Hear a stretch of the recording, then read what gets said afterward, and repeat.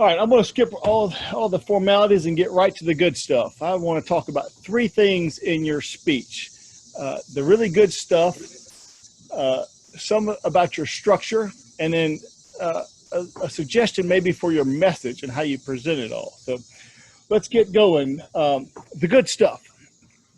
You were super excited about a website's birthday.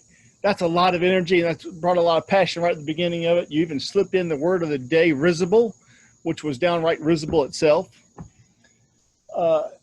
You talked about how things that are new are very hard, like, and you use the tie-in for seatbelts, smoking bans, and mask. I thought that was a very smooth transition and kind of brought some perspective to everybody. And you mixed in the free samples at Costco along the way, and I love free samples at Costco because I am that cheap guy. Structure. You had two really simple actions for us to do. You talked about how we could publish our profile and publish our videos. Two good, simple actions. You also did a really good job of showing us step one. You showed us how to edit our profile and add our picture and all that stuff. Not so much in step two.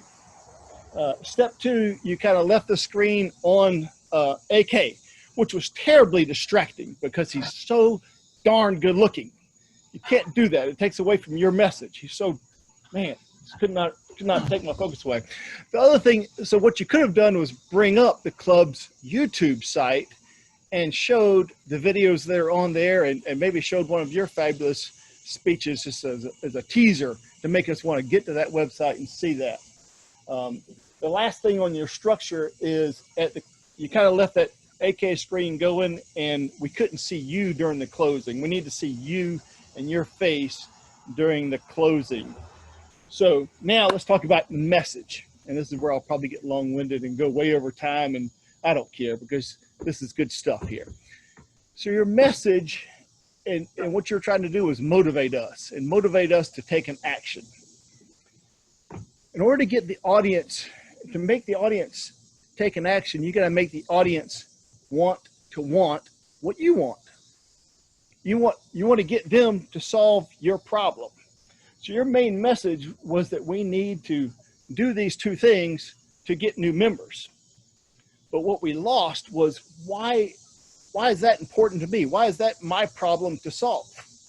So here's a couple of things you may want to try, especially when you're trying to motivate somebody to take some action. First, tell them what the problem is. What is their problem? In today's environment, it's extremely hard to make new connections, business connections, social connections, all of that. It's really hard in today's society, right? So then you make the problem worse. If we aren't attracting new members, then we're losing members. That's and that means we're losing connections. We're losing our ability to connect with people. And that's just a world that we don't want to live in. That will be horrible. So then you present them with the solutions. Here's two things that you can do to make new connections, to help us attract new members, and for you to make new connections. You present them with your two simple actions that you can do. And then you really bring it home with your call to action at the end. And you get in real close to the camera, and you say, listen, we want to save our club. We want to save humanity itself, don't you? Then you need to, if all of us take one of these actions and do it tomorrow, we will be better off than we are today. There's your call to action. Toastmaster.